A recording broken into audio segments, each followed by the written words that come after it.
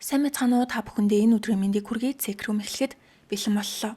Өнөөдрийн хосыг нөхөр Ким Минүг эхнэр Их Хёна гэдэг. Эхлээд нөхрийн талын мэтлэг гарах бөгөөд Хёна өдрийн 13 цагийг унтаж өнгөрүүлдэг. Эхнэр нь архины маш хүнд хамааралтай бөгөөд гар нь байнга чичирдэг болжээ. Тэрээр өдөр бүр сөөжүү болон шар ариг хольж сүмээг уудаг бөгөөд аяга барьж чадахгүй болтлоо гар нь чичирдэг. Арх уусны дараа юу хийснээ огт сандгүй. Уухгүй болохоор хүмүүсийн инээх чимээ хин нэг нь дуудах зэрэг хин юм сонсогддог тул айсандаа бүр их удаг гин. Өдөрт заавал нэг удаа 5-6 шилийг ууд юм байна. Нөхрийн хувьд огт арх уудаггүй. Хёна уух цагтаа архиа уухгүй болохоор гар нь салгалж юу ч барьж чадхааргүй хэмжээний болдог. Уг нь архинаас гарахаар их сургуулийн эмнэлэгт үзүүлсэн ч Хёнаг албатай эмчилгээнд явах хэрэгтэйгээд гар утас компьютер авч орохыг хориглодог гэсэн болохоор тэсч чадахгүй өвчих юм шиг санагдаад яваагүй. Бичлэг гарч Минүг их нэртэй эмийг нь уулгахаар авчирхад Хёна 12 ширхэг байгаа юу гэж асуудаг. Тэрээр тайвшруулах нойргуудлын эм сэтгэл гутралын эсрэг эмгээд нийт 12-оос 13 төрлийн эмийг архитай хамт уудаг нь амь насанд нь маш аюултай нөхцөл байдал үүсгэжээ. Хөтлөгч арх эмтэй ойлж уувал амь насанд чинь аюултай гэхэд Хёна хэрвээ арх эмтэй ойлж уугаад үхдэг бол үхэх юм бол харин ч надад сайхан байна. Тийм зүйлээр санаа зовхгүй байна гэдэг. 그렇게 해서 죽을 수 있다면, 죽게 된다면 오히려 더 좋을 것 같아요. 그런 거에 대해서 걱정이 없어요. Хёна хүүхэд төрүүлснээс 2 жилийн дараа архинд орсон бөгөөд яагаад ч юм хүүхдээ үзээ ядаж өсөхөд хэцүү байсан гэд.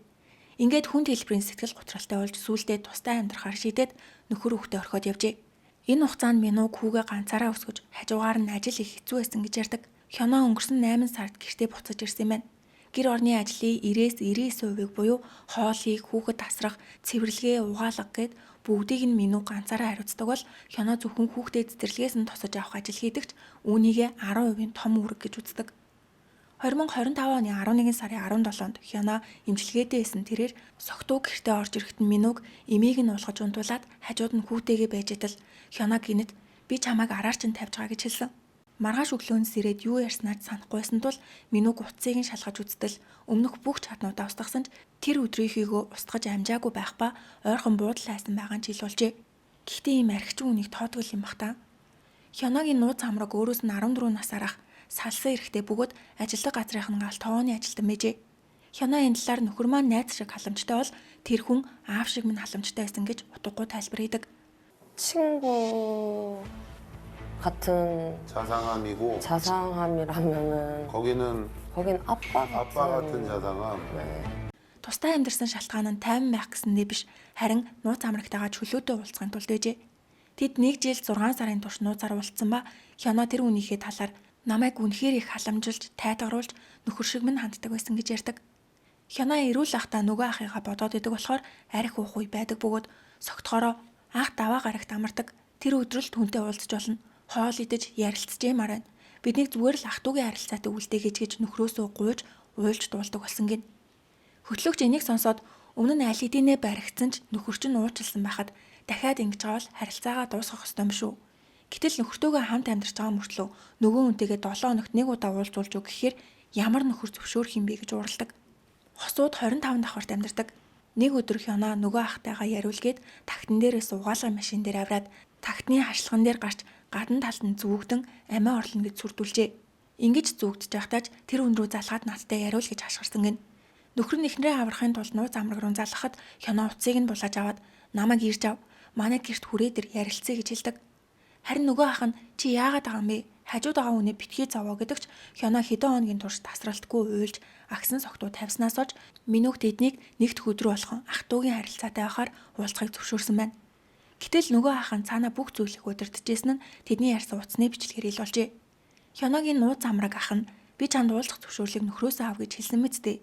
Нөхрөө зөвшөөрж гин гэж хэлтэл нь хүлээ. Одоо би чам руу дахиад залгана. Өмнөх дуудлага чатуудаа бүгдийг нь устгаарай. Тэгээд би юу ч мэдээгүй юм шиг нөхөр чинь даваа гарагт уулз гэж хэлсэн юм уу гэж асуу шүү заа юу гэдэг.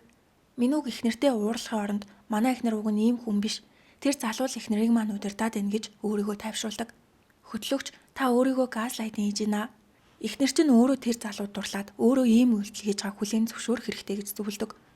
Нэвтрүүлгийн баг Хёнагаас нөхөр болон нөгөө ах хоёроо хиндэн илүү сайн бэ гэхэд нөгөө ах гэж хариулдаг. Минүг эхнэрийнхээ нууц амраг руу залгаж шүүхэд өгч нөхөн төлбөр нэхэмжлэн гэхэд нөгөө эрэхтэй гинэт ярианыхаа өнгийг өөрчилж уучлаарай. Би үнэхээр буруу зүйл хийжээ. Би ямар ч мөнгөгүй шүүхтэл бити өгөөрэй гэж гуйж эхэлдэг. Ингээд Минуг Хёнод нууц амрагтай уулзуулахгүй гэж хатуу оргилоход Хёно уулзуулна хичээд яагаад амлалтандаа хүрэхгүй байгаа мэй гэж уурлаж тайрсан. Минуг нууц амрагийг шүүхэд өгнө гэсэн чи Хёно гуйсаар агаад боловсон бөгөөд нөхөр маань миний хажууд байна. Харин ахыг би орхих юм бол ганцаараа үлдэнэ. Салсан хүүхдүүдээ ганцаараа өсгөдөг учраас гэр бүл нь сүрхөө гэж санаа зовж ийн гэхэд Минуг манай гэр бүл сүрчээд хахад чи зөвхөн тэр үнийг бодоод ах юм. Яагаад намайг өөрийнхөө гэр бүлийг тоодгүй мэ гэдэг. Хёно бичлэгээ үзээд би тэр үе рүүгээ буцсан ч яг л ийм сонголт хийх байсан байх гэж хэлсэн. Хёногийн нууц амраг түүнээс 5 сая вон зээлээд өгөөгүй бөгөөд Хёно ганцаараа амьдарч байхдаа зээл авч тэр мөнгнөөсөө нууц амрагтаа өгчээ. Нөхөр нь үүнийг мэдээд аав шиг хүн чинь чамаас мөнгө зайлтдаг юм уу? Тэр үнийг аавтайгаа битээ зүйрэл гэж уралдагч Минуг их нэртэй маш их хайртай түүнийг орхиж чадахгүй гэдгээ хэлсэн. Харин Хёно манай нөхөр намайг яасан ч уучлана гэдгийг би мэдчихсэн гэж хэлсэн нь нөхрийнхөө сайхан сэтгэлийг ашиглаж ирснийг баталсан. Бас Хёно хэрвээ хүүхэд байгаагүй бол би нөхрөө 100% хайрлах байсан. Манай хүүхэд хоолнд муу байснаас болоод би сэтгцийн хувьд маш их туйлдаж тэр хүнд байдлаас зүхтах гарсан нууц амраг байсан гэж тайлбарладаг. Эхнэрийн дараагийн асуудал байнга амиа орлох оролцох хийдэг. Минуг эхнэрээ асарч өөрийгөө гэмтээсэн шархыг найруултгаж тос түрхэж өгөөд арай гэж унтуулсны маргааш өглөө нь Хёно юу ч сандгүй. Минуг эхнэрээ орхиж чадахгүй байгаа шалтгаан нь 5-6 жилийн өмнө тунгалгын булчирхаан хорт авдар тусгад эхнэр нь түүний үзүүг кавцныг анх анзаарч илрүүлжээ. Тэр цагаас хойш Минуг чи миний амийг аварсан болохоор юу ч тохиолдсон чамайг хизээж орохгүй гэж өөртөө амлажээ. Энэхүү амлалт нь түүнийг одоогийн аимшигтай нөхцөл байдлыг төвчих хүч болсон байна. Тэрээр өөрийнхөө төвчээрийг тасартал чадах бүхнийг хийнэ гэдгээ хэлсэн. Хёно 3 настай байхад аав нь нас орж ээж нь ажилтаа байсан тул гэрийн үйлчлэгч нар түүнийг өсгсөн. Тэр үйлчлэгч нар Хёног байнга зодож алгаддаг байсан ч ээжтэй хэлж чаддаггүй жээ. Энэ айдас ганцаарлаас болоод их сургуулиасаа архинд орж сэтгэл зүйн хувьд хүүхэд хിവэрээ үлдсэн байна. Ингээд эхнэрийн халын бичлэг гарахад Хёно нөхөр маань намайг байнга дорд үзэж гэртээ байгаа юм байж юу идэх юм бэ гэж хэлдэг. Тэр миний сэтгэл хөдлөлийг огт ойлгодоггүй. Харин нууц амраг маань маш жижиг зүйлэгч анзаардаг байсан гэдэг бол Минуг хэрвээ чи зөв үйлдэл хийдэг байсан бол би чамайг дорд үзэхгүй. Чиний үйлдэлүүд хизээч цэгцтэй байдгүй гэж хариулдаг. Ингээд бичлэг дуусч хөтлөгч Хёнод өнгөрсөн үеэ мартаж одоо хүн шиг амьдрахыг хичээ. Архинаас гарч гадаа гарчгүй. Биеийн тамир ихэд оюун санаа цэвэршдэг гэд Минугт өөрөө ч хайр агууч гисэн эхнэрийнхээ өмнөөс бүх зүйлийг шийдэж өөрийгөө золиослох нь эцсийн шийдэл биш. Түүнийг хариуцлага хүлээж сургах хэрэгтэй гэж хэлээд зөвлөгөөний цаг боллоо. Сэтгэл зүйч Хёногоос өчигдөр арх ууснаа гэж асуухад нэвтрүүлэг дууссаны дараа өрөөндөө ирээд чемоданаасаа нэг сөөжүү, нэг пивта гаргаж ирээд уух гэж итэл нэвтрүүлгийн магийнхаа орж ирж ярилцаад нэг өдөр төвчгөр болсон бөгөөд шөнө архиа уугаагүй болохоор нэлийн олон удаас ирсэн гэн. Нэвтрүүлэгт хэн яагаад бүртгүүлснийг асуухад амьд үлдэхийг хүссэндээ би өөрөө бүртгүүлсэн. Цаг хугацаа өнгөрөх тусам амьдрах хүсэлгүй болж 4 удаа амиа орлох оролдлого хийсэн гэж хэлэхэд сэтгэл зүйч ийм үйлдэл хийхэд гэрт чи юу болдог вэ гэж асуудаг. Хёно нөхөр маань уурлаж би дээрх сорвоо нуух гэж хичээдэгч хүү маань нэг удаа хараад ээжээ өвдөж гин үү? Миний буруу уучлаарай гэж хэлсэн гэдэг. Сэтгэл зүйч хүчирхийлэл гэдэг зөвхөн цохиж зодохыг хэлдэг. Та нөхөр болон хүүхэдтэй сэтгэл зүйн хүчирхийлэл үлдэж байна. Цаашдаа нөхөртөөгөө хамт амьдрмаар байна уу, салмаар байна уу гэхэд Хёно зүгээр ганцаараа амьдрч чад хүхмээр байна гэдэг. Сэтгэл зүйч та намайг битгий зовоо гэж нөхрөө болон бусдыг хянахын тулд амиа орлох үйлдэл хийж байна. Үхмээр байна гэж хэлж байгаа чинь надад би үхмээргүй байна гэж хэлж байгаа юм шиг сонсогдож байна. Амиа орлмоор байгаа хүн нууц амрагтай болж яах юм бэ? Иймэрхүү хүмүүс хэд хэдэн шинж чанартай байдаг. Хамгийн түрүүнд тэдний эргэн тойронд үзэгчд байхаас гадна бүх зүйлийг хяндаг. Намайг зовоохоо бол зовоох юм бол яахыг мань хармаар байна уу гэдэг. Гэхдээ хамгийн чухал зүйл нь хүүхэд энэ бүхнийг хараад шууд бусаар мэдэрдэг. Тэгэхээр ийм аюултай тогтургүй ээжтэй өсч байгаа хүүхэд эрүүл өсч байгаа болов гэхэд Хёно би бас энэ талаар бодож үзээд нөхрөө надаас сайн үнтэй амьдраад хүүгээ илүү аз жаргалтай эрүүл орчинд өсгөөсэй гэж хүсдэг болохоор салснан дээр байх гэж боддог гэдэг. Сэтгэл зүйч одооноос эхлээд зөв сонголт хийх хэрэгтэй. Ээж хүний хувьар хизээж хийж байгаагүй зүйлээ зорилго болгож эвлэрч амьдрах гэсэн үг. Тэгэхээр сайн ээж болохын тулд хамгийн түрүүнд амьдрах хэрэгтэй. Хоёрт архиа болох. Ингийн тулд нөхрийн чинь тусламж хэрэгтэйгээд Минугийг оруулж эхнэр нь архи уугаад байгаа бол ихэнх нөхрүүд боль гэж уурлаад архийг нь авч шидэх байх. Яагаад эхнэрээ болиулдаггүй юм бэ гэхэд Минуг боль гэхээр олон юм яриад ууралдаг гэдэг. Сэтгэл зүйч архиа уугаа чимээгүй гэсэнтэй адилхан юм байна. Өөрийн чинь TCI шинжилгээний хариуг харахад бусдыг өрөвдөх, хайрлах мэдрэмж 100-аас ердөө 7 он авсан. Энэ нь сэтгэл хөдлөлгүй зөвхөн хийх ёстой зүйлээ хийдэг робот шиг хүн болохыг харуулж байна. Та эхнэрээ хайрласандаа бус миний амийг аварсан хүн гэсэн өр төлөх сэтгэлээр төвчж байгаа гэсэн үг. Харин эхнэрийн чинь сэтгэл түгших төвшин 100-аас 100 оноо авсан байна. Тэр маш их түгшүүртэй учраас өөрийгөө хянах чадваргүй. Сэтгэл хөдлөл нь хурдны галт хэрэг шиг хүн. Энэ гэрт нөхөр нь харуул, эхнэр нь хоригдол шиг амьдарч байна. Бодит байдал дээр нөхөр нь бүх зүйлийг төвчж тууштай байдагч энэ нь хайр мөөсгийг мэдгүй. Зүгээр хорт авдраас аварсан болохоор энэ гэрлэлт үргэлжилсэн юм шиг харагдаж байна. Миний хамгийн санаа зовж байгаа зүйл бол хүүхэд. Хүүхдээс гэр бүлээ зурхыг хүсгээд ямар ч дүрсгүй, утгагүй зүйлс хараачжээ. Сэтгэл зүйч энэ бол хүүхдийг зөнд нь хайж үл хайхаар зэрэг. Архины амралтай гэр бүлд гардаг ердийн зураг. Аав нь робчиг, ээж нь архич учраас хүүхдэд юу ч зааж өгөөгүй. Та хоёрт одоо эхнэр нөхөр байх чухал биш, харин эцэг их байх нь чухал байна. Тийм болохоор би энэ хүүхдэд туслахаар шийдсэн. Эхнэр чинь амиа орлох болоо арх ухаа болох хэрэгтэй. Гэхдээ хамгийн түрүүнд архиа. Яагаад гэвэл тэр үхэн гэж хэлсэн ч хизээч амиа орлох хүн биш. Эхнэрийнхээ өвс хумсыг хараарай. Кялцэл байгаа нь өөрийг нь хангалттай илэрхийлж амьдрмаар байгааг нь харуулж байна. Тийм болохоор хамгийн түрүүнд эхнэртэй арх битгий уу гэдэг үгийг хэлж эхлэх хэрэгтэй. Уух гадах юм бол архиныхан шилийг авч шидээд ширээгээ хөмрөөд шууд эмнэлэг твтүүл.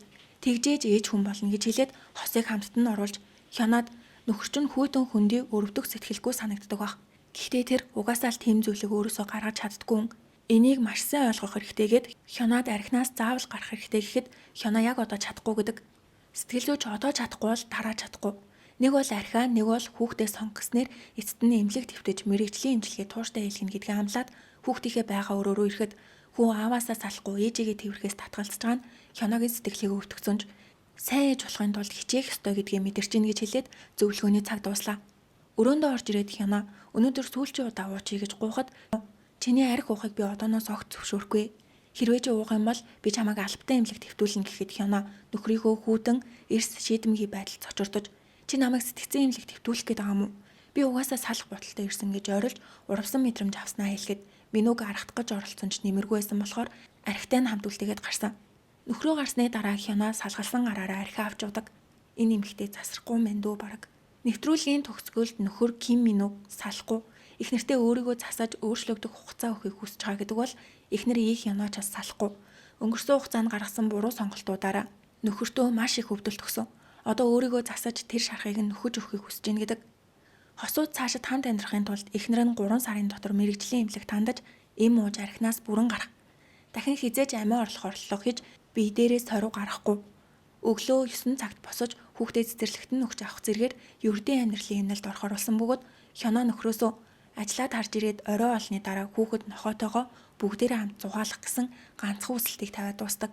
Өнөөдрийн дугаард урвалт, архиталт, сэтгэл зүйн хүнд асуудлуудыг даван туулж нэг нэгэндээ дахин боломж олгож буй хосын талаар гарлаа. Тэгвэл хянаа сайн ээж болохын тулд цаашдаа архинаас үнэхээр гарч чадах болов? Юу гэж бодож байгаагаа комент хэсэгт үлдээгээрэй.